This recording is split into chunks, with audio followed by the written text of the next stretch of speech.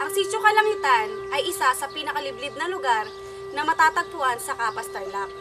Kilala rin ito bilang lugar o tirahan ng ating mga sinaunang katutubo. Subalit, sa paglipas ng panahon ay unti-unti sila nauubos at nahahaluan ng iba't ibang mga lahi. Pumarito kami upang bisitahin at kumustahin ang ating mga kapatid na katutubo at upang malaman na rin ang kalagayan ng kanilang pamumuhay.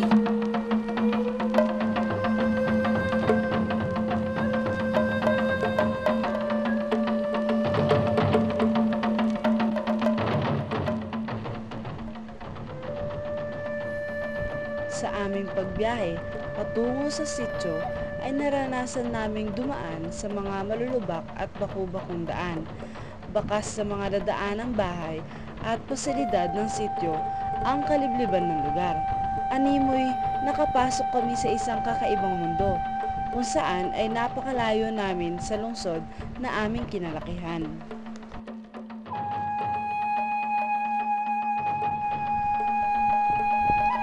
Para sa amin ay napakahirap manirahan sa lugar na ito.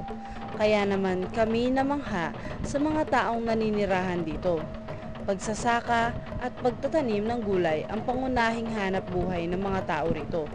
Kilala din ang sitio bilang producer ng uling dahil sa sagana nitong kapunuan.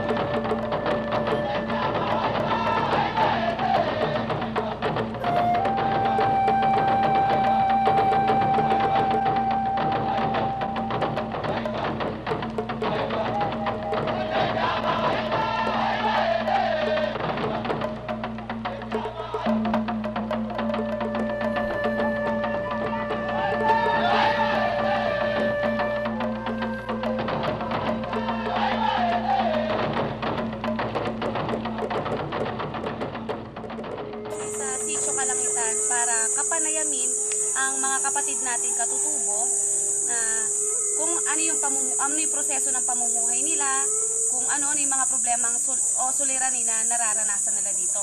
Andito sa kaliwa namin si Mr. Roberto Victoria, may mataas na katungkulan sa sitio na ito. Ang Kalangitan, ito yung pinangalanan ng mga una-unang hari-haring kulot.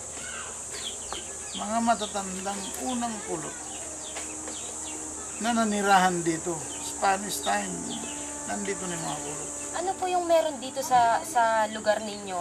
Bakit po yung mga ibang tao gustong lumipat dito? Alam mo kasi number one yan. Ang lupa, pag nakapag-produce ka ng lupa, babahagi mo yung lupa at saka pera. Ang lupa, mananatiling sa iyo yung lupa. Pag nakapagtanim ka ng mga ilang mangga, pakikinabangan mo yun. Hanggat hindi mo nadidevelop ang lupa, nakikinabang ka.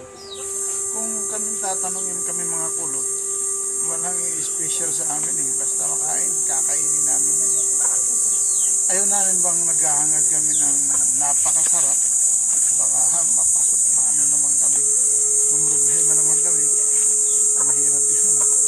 Kaya okay na yung kumain kami at hindi, o kaya kumain ng kamote, basta galing lang sa mabuti. Dito sa inyong lugar, ano yung mga kadalasang problema ninyo na na-encounter kapag sa araw-araw?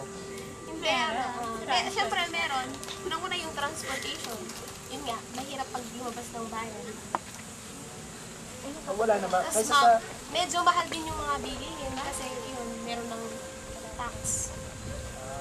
pag-aaral nyo sa araw-araw, paano yun? Di ba, mahirap kayo sasakyan. Ano yung mga ginagawa nyo para hindi kayo malate or makapasok kayong maaga? Siyempre, gumigising kami ng maaga, no? Alas 4 ng madaling araw. May mababait naman yung dyan dahil may landfill dyan.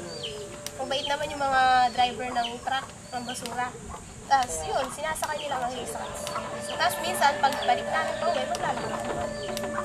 From Dagdag, Nanghinayang kami dahil sa kokonti na lamang ang mga katutubong Aitas ang nakatira doon. Meron pa namang mangilan-ngilan, subalit nahaluan na sila ng ibang mga lahi.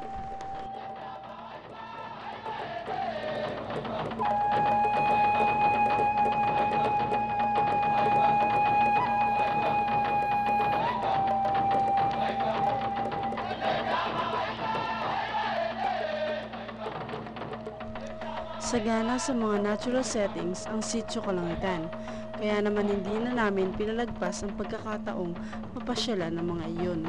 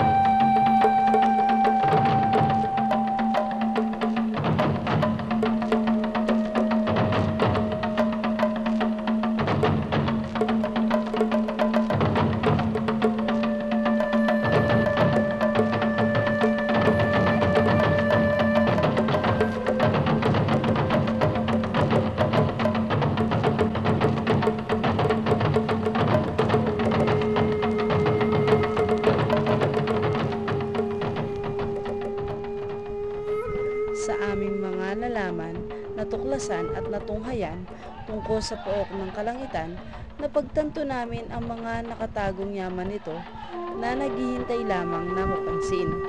At doon, tuluyan na naming nilisan ng pook na tirahan ng mga katutubong langit.